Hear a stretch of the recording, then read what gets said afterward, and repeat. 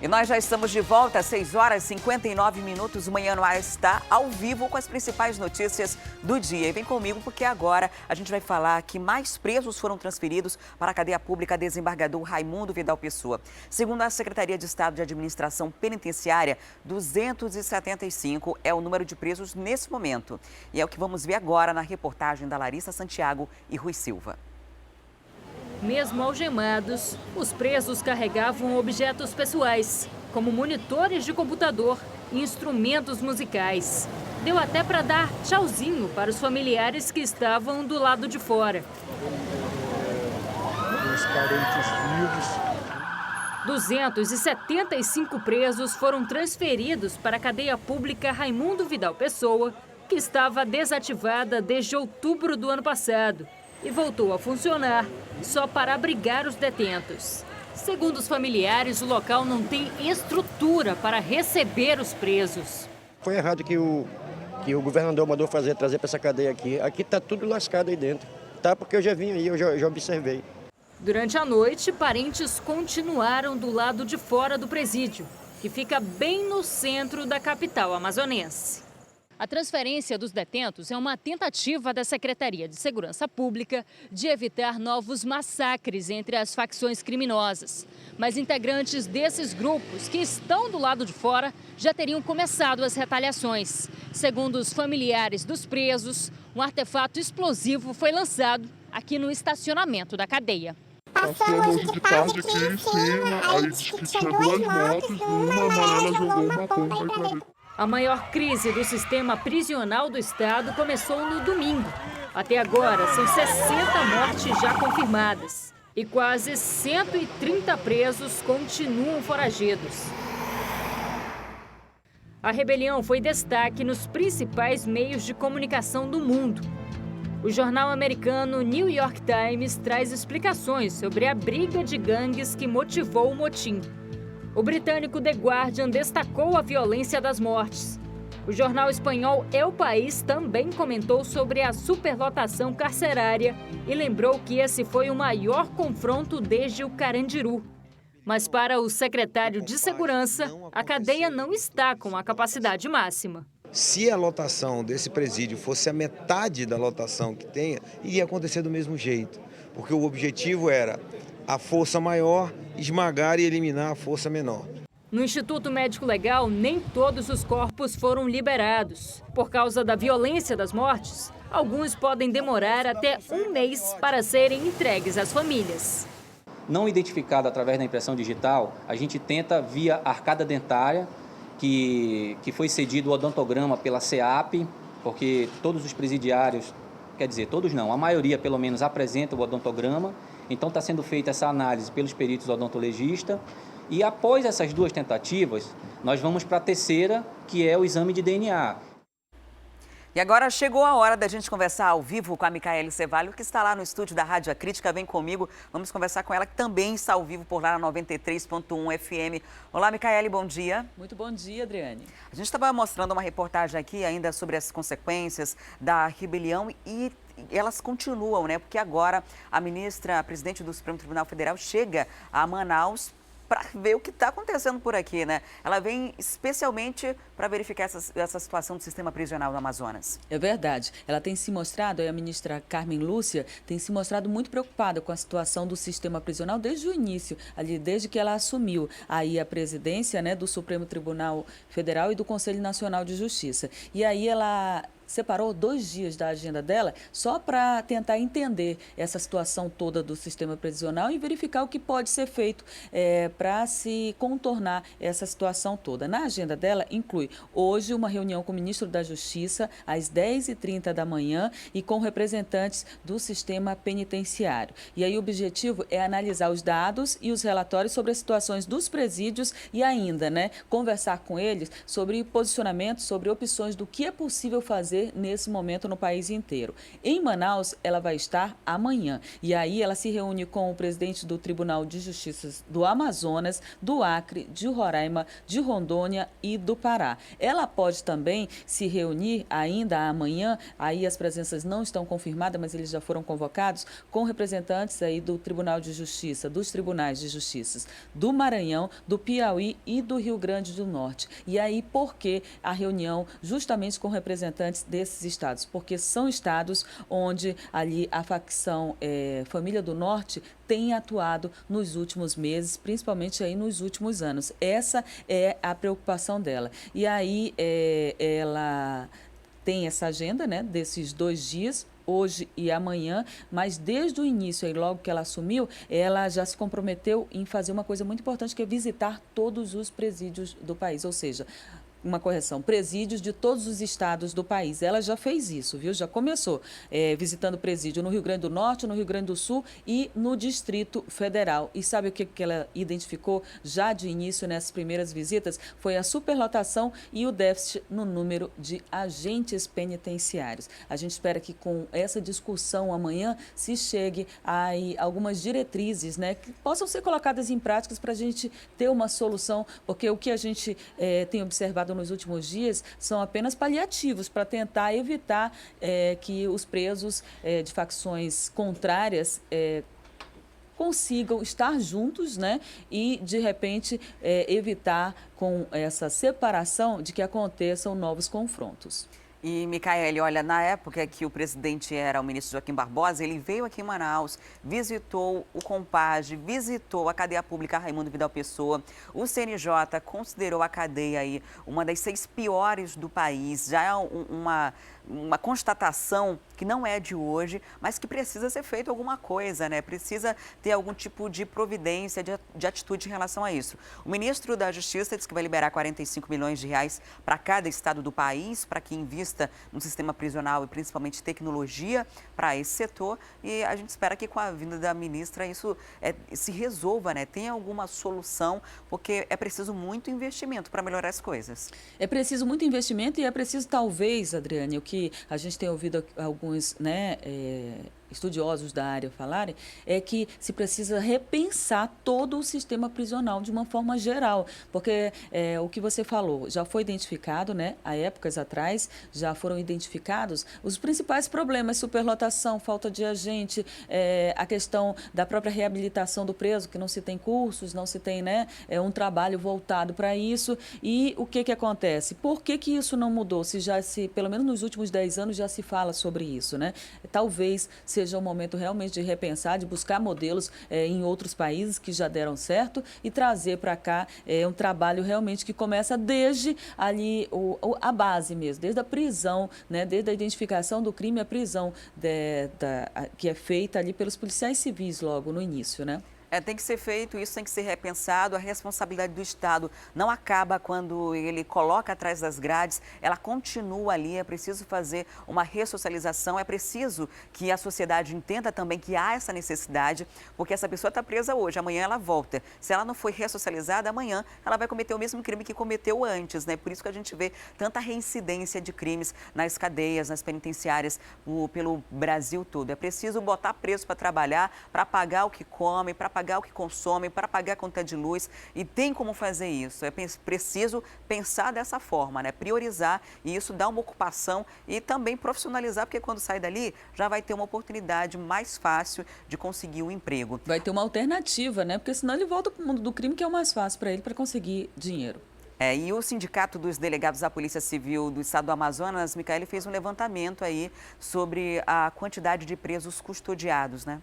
É verdade, olha, eles fizeram aí esse levantamento, chegaram à conclusão que são 1.200 presos divididos nos 61 municípios do estado e estão em delegacias. Apenas 8 desses municípios têm penitenciárias. Olha, eles dizem que no interior a situação é bastante preocupante porque os policiais civis acabam se dividindo ali nas funções deles de investigadores com a atividade de custódia dos presos, e aí eles têm que se preocupar com a alimentação, com a separação dos presos. O espaço é muito pequeno, então fica difícil cumprir o que determina a legislação, né, que os presos devem estar separados ali de acordo com idade e várias outras determinações da justiça quando o preso está custodiado ali. Existem regras a serem cumpridas e justamente o que não está conseguindo ser feito nas delegacias por falta de espaço, por falta de condições e por falta principalmente também aí de profissionais. O que os delegados temem é que nas delegacias do interior, principalmente naquelas que reúnem muitos presos, possa acontecer uma rebelião, tendo em vista o que aconteceu aqui, né, em Manaus. Eles temem que aconteça essa rebelião e aí quem vai sair perdendo depois que acontecer algo pior, né, é justamente a população, são os policiais civis e também a sociedade como um todo. Então, eles estão fazendo esse alerta para evitar que isso justamente venha a acontecer antes que o problema exploda. E aí eles disseram o seguinte, que eles não têm outra saída senão ajuizar uma ação aí pedindo a retirada dos presos das delegacias do interior do Amazonas e pedindo que o Estado crie meios para atender às recomendações justamente da ONU, que pede que isso aconteça. Delegacia seria ali para prender e encaminhar para a cadeia pública, né? E isso não acontece em grande parte do interior, eles ficam custodiados nessas delegacias, ficam já superlotadas e aí mistura todo tipo de preso, preso que é condenado, preso que acabou de chegar, e aí tem a escala às vezes dos até policiais. Menores também, né? Menor, mulher, já a gente tem registro de mulheres presas na mesma cela que homens, o que é proibido. E aí o que acontece é que a polícia fica praticamente refém. Porque tem a escala, você tem um policial civil, um policial militar e 20 presos. Então, a situação é extremamente delicada, precisa ser, de fato, revista. Agora, Micaela, você tem uma informação sobre o trânsito para a gente? Aconteceu um acidente? Duas informações. Olha, ali no distrito, na Avenida Buritis, no sentido Bola Armando Mendes, um carro, né, o motorista acabou perdendo aí a direção do veículo, o carro chegou a deslizar na pista e ficou atravessado na via. A gente pede aí a atenção dos motoristas, principalmente que choveu muito durante a madrugada, né, Adriane? A pista amanheceu molhada e aí isso acontece com mais frequência. Agora, lá na Coronel Teixeira, no retorno que vem do sentido da Avenida Brasil, ali um ônibus da linha 450 bateu em um mototaxista. O mototaxista estava com um passageiro ali na garupa, os dois foram parar no chão. O mototaxista ainda estava acordado, né? Conseguia conversar ali, mas o passageiro ficou desacordado. E aí eles receberam socorro. Infelizmente, o passageiro não resistiu aos ferimentos, né? Ele morreu, ainda não se sabe o nome desse passageiro, a única coisa que se sabe é que ele aparenta ter em torno de 60 anos. Infelizmente, a notícia não é boa no início da manhã de hoje no trânsito de Manaus. A gente sente muito, né, Micaele? Muito obrigada pelas informações. Daqui a pouco a gente volta a conversar. Muito obrigada. Até logo, Adriane. Até mais.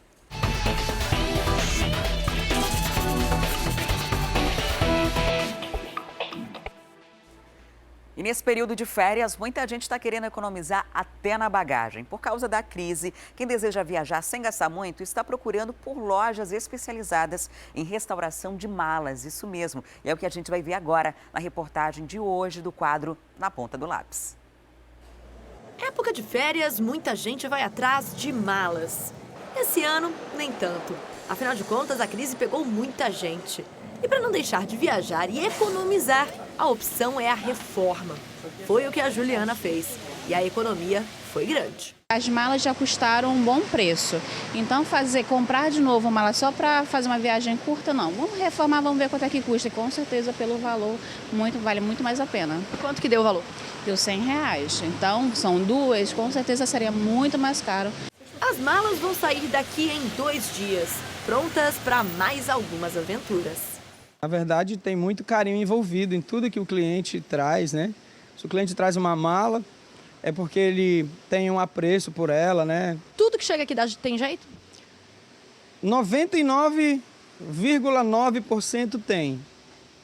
É uma pequena porcentagem que a gente diz não. Trocam zíper, costuram, arrumam as rodinhas, fica nova. Assim como as malas, muitos sapatos chegam aqui em estado crítico. Esse aqui, por exemplo, sola, salto, todo estragado. Mas a boa notícia é que com a reforma, esse aqui ainda vai ser muito usado. Por exemplo, esse sapato, ele vai ter mais quanto tempo de durabilidade? A gente coloca aí pelo menos mais 1 ano, 2 anos, né? Porque nós trabalhamos assim com muito zelo para que esse sapato saia bem, até porque nós procuramos fazer assim com muito carinho e com muito cuidado, né? Usando matéria-prima de primeira qualidade, né? A Jordânia entende bem esse sentimento, faz coleção de sapatos e já está acostumada a reformar. Às vezes é uma besteirinha, coisa rápida. Outras, o problema é mais sério. Mas ela garante, vale a pena. Uma vez ao ano eu levo, né? Porque alguns sapatos foram realmente caros, né? Então, algumas pessoas dizem, né? Joga fora e compra outro, mas eu não vejo assim. Eu faço coleção, né? Eu procuro cuidar o máximo possível para durar muito. Os preços variam para cada serviço e começam a partir de R$1. E o movimento é o ano todo. Hoje, por conta da crise, isso aumenta um pouco mais. Porque aquela pessoa que comprava um sapato de 800, um tênis de 300, 400, 500 reais, hoje, por conta da crise, ela já não abandona e joga fora e compra um novo. Ela já traz para consertar, que é pela metade da metade do valor de um sapato, consertar, né? Sai bem mais em conta consertar um tênis ou um sapato, ou uma bolsa, ou mochila ou uma mala. Muito interessante, gostei da dica da Julinha aí nessa reportagem do nosso quadro de hoje. E o Marcos Marinho trabalha lá nos Franceses, ali na Alvorada, diretora? Que fica, é o Hospital da Mala. Me aguarde que eu vou levar 2 bolsas aí para consertar, que sai muito mais em conta, né? Quando você consegue reaproveitar, às vezes é uma besteirinha ali que você não consegue resolver em casa, no Hospital da Mala, em outros locais que fazem esse tipo de serviço na cidade, você consegue ficar com a bolsa nova de novo, viaja fazendo essa economia. E olha, para você que acordou agora, aqui no Manhã no Ar você não perde nada. Nós preparamos um resumo das principais notícias até aqui. Números de presos transferidos das unidades prisionais do Puraquequara, Compage e Pati para a cadeia pública Raimundo Vidal Pessoa chega a 275. A medida foi adotada para garantir a segurança dos detentos ameaçados por facção rival. A transferência não tem agradado os familiares e é motivo de preocupação também para o Sindicato dos Servidores Penitenciários. Ministro da Justiça acompanha a retomada de trabalho no Compage e IPAT. Alexandre de Moraes deve retornar a Manaus no próximo dia 20, na volta do recesso do Judiciário. Instituto Médico Legal faz reconhecimento de 39 corpos e liberação deve ocorrer nos próximos dias. Em alguns casos, a identificação foi comprometida e pode durar até 1 mês, aumentando a angústia das famílias. Incêndio destrói galpão de loja de acessórios para carros na Praça 14. O fogo começou no almoxerifado e levou cerca de 1h30 para ser controlado. A falta de um sistema de proteção a incêndios dificultou os trabalhos para a contenção das chamas. Ninguém ficou ferido. E a Secretaria de Estado de Educação do Amazonas vai iniciar hoje o processo de matrícula das escolas de tempo integral. Os alunos selecionados terão que se dirigir às escolas onde ganharam as vagas. E quem conversa com a gente sobre esse assunto ao vivo agora é a Carol Queiroz. Olá, Carol, bom dia. Explica pra gente, para os papais que estão em casa, querem garantir essa vaga que foi tão suada, como é que eles conseguem para garantir e para fazer a inscrição dos alunos? Oi, Adriane, bom dia a todos que nos acompanham. Pois é o seguinte, olha, esse pai ou responsável precisa fazer a matrícula desse aluno na escola onde essa vaga foi ofertada, contemplada aí para cada aluno. Onde você ganhou essa vaga, é lá que você deve fazer a matrícula no período de 4 a 6 de janeiro, de 8 às 17 horas, tá bom? Atenção para esse prazo, para não perder a matrícula, porque o prazo é curtinho mesmo, tá? Como eu disse, de 4 a 6 de janeiro, de 8 às 17 horas na escola onde a vaga foi ofertada, onde você foi contemplado com essa vaga. E aí é o seguinte, segunda dica que a gente dá, atenção para os documentos que você precisa levar. Isso porque na hora da matrícula, se não tiver com todos os documentos, é perigoso inclusive perder a vaga, tá? Então não pode dar essa viagem perdida não. Olha só, você precisa levar a certidão de nascimento ou um documento que equivalha, né, tipo um RG, por exemplo, uma guia de transferência, histórico escolar ou atestado de conclusão inclusão do ensino. Também é preciso levar 2 fotos 3x4 recentes, tá bom? O cartão de vacinação, isso tanto para ensino médio quanto para ensino fundamental, e também o comprovante de residência, de preferência aí no nome dos pais, né? Do pai, da mãe, mas se não tiver, leva o que você tem mesmo, tá bom? Olha, as escolas que ainda sobrarem aí, onde sobrar vagas, é possível que haja uma segunda chamada. Então, por exemplo, em uma unidade lá da escola de tempo integral, não foram completadas todas as vagas por desistência ou por qualquer outro motivo. É possível que haja uma segunda chamada, né? Claro, observando aí a classificação desses alunos, né? A lista de classificação, mas essa lista de segunda chamada só deve ser divulgada a partir do dia 18 de janeiro, tá? Por enquanto é período aí de matrícula desses primeiros alunos que foram classificados, já passaram por esse processo seletivo, como eu disse, até o dia 6 de janeiro. Depois desse período, a partir do dia 18 de janeiro, é possível que haja, então, uma lista de segunda chamada, caso todas as vagas não sejam completas aí. Então é isso, viu, Adriane? Olha, se ainda ficou alguma dúvida, se você ainda precisa tirar mais alguma dúvida, precisa de alguma informação, é só você entrar em contato com a coordenação de matrícula, tá? Pelo número 3237-7181, tá? Vou repetir, 3237-7181. Você tira suas dúvidas e vai aí bem informado, já com os documentos em mãos, lembrando das fotos também, né, para fazer essa matrícula e não dar viagem perdida, garantir o ano letivo do seu filho. Adriane.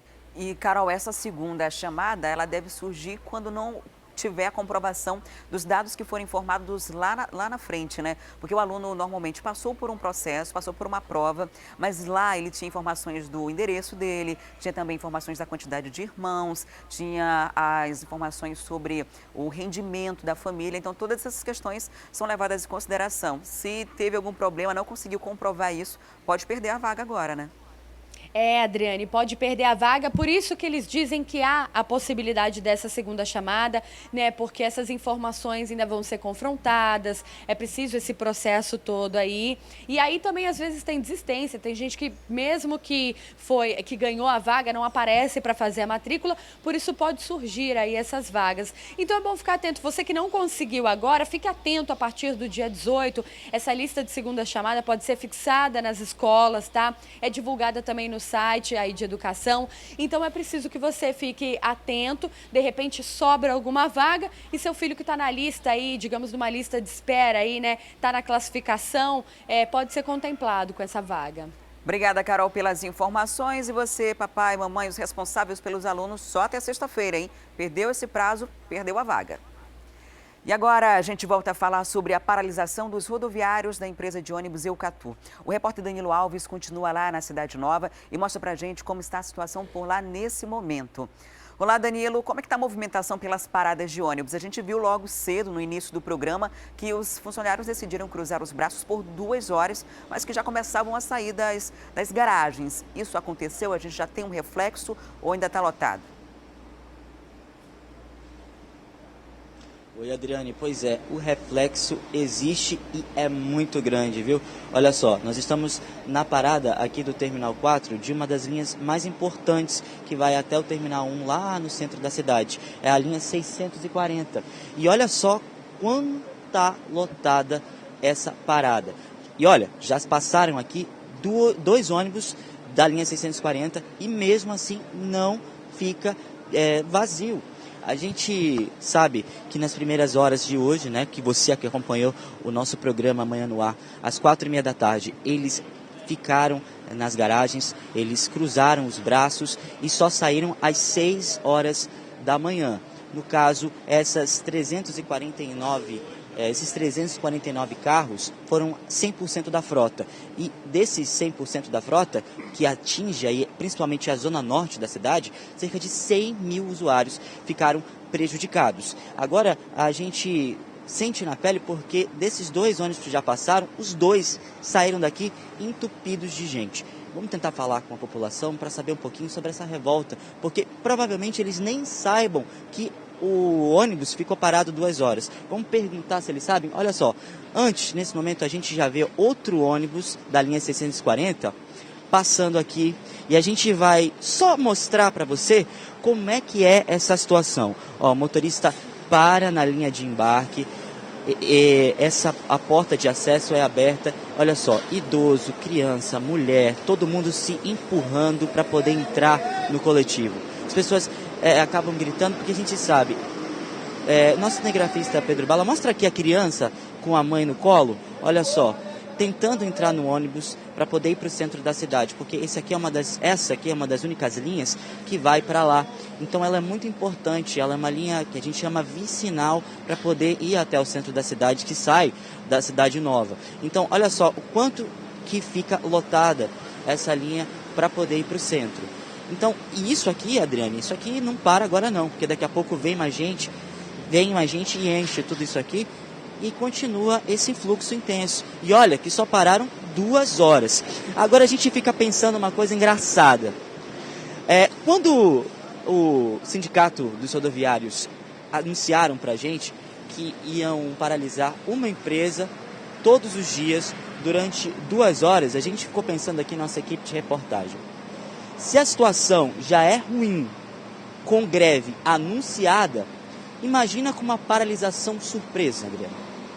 Situação extremamente grave, né? A gente está vendo sufoco, aí o ônibus acabou de fechar as portas, começa a sair do terminal e ainda ficou gente na parada, né, Danilo? Vamos mostrar as pessoas que não conseguiram pegar esse ônibus, que é o terceiro que passa por aí depois da paralisação dos rodoviários Eucatu e que continua enfrentando dificuldades. Ficou muita gente ainda? Olha, aqui ainda ficaram pessoas aqui, ó. A gente vê, aqui ainda ficaram várias pessoas. Vamos tentar conversar com eles. Esse aqui é o que primeiro que ficou. Não conseguiu pegar o coletivo? Deu não, dessa vez não deu, só no outro. E deixa eu lhe perguntar, essa situação é todo dia? Sabia que teve greve hoje de manhã cedo? Não sabia, mas é todo dia essa situação. Todo dia, ainda é pior ainda. Ainda é pior. Acho que vocês já viram aí que tem vez que passa o ônibus, ainda fica mais gente que tá aqui. Olha aí, o pessoal fica olhando de lá da empresa lá, ó. O certo era passar outro em seguida logo para tirar esse sufoco que a gente passa aqui todo dia, né? E tem também outras pessoas que não conseguiram pegar o coletivo, principalmente vamos conversar com essa senhora aqui, porque as mulheres, elas também ficam prejudicadas. A senhora perdeu o ônibus, vai trabalhar agora, como é que... Sim, vou trabalhar. Atrasada agora? Atrasada, e o ônibus todo dia é essa luta, não tem melhoria nenhuma. Todo o tempo é desse jeito. Por acaso a senhora sabia que houve greve hoje? Não estou sabendo. Então a situação ainda fica pior. Se já é ruim assim, normal, imagina com greve, né? Com paralisação. Muito pior mesmo. E aí, como você está vendo aqui, é homem e mulheres todos amontoados. Então é assim, salve-se quem puder. Homens empurram as mulheres e não tem jeito, meu amigo.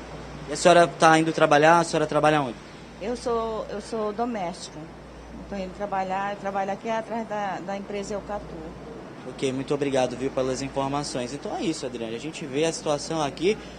Por enquanto, a gente continua no Terminal 4 para poder trazer toda a informação para você durante a programação da TV A Crítica, tanto no Alô Amazonas quanto uma crítica na TV, e mostrar esse reflexo, porque não só vai acontecer hoje, como vai acontecer agora todos os dias com essa paralisação de 2 horas. E a gente sabe, infelizmente, que quem fica mais prejudicado são eles aqui, ó, o pessoal que pega o ônibus todos os dias.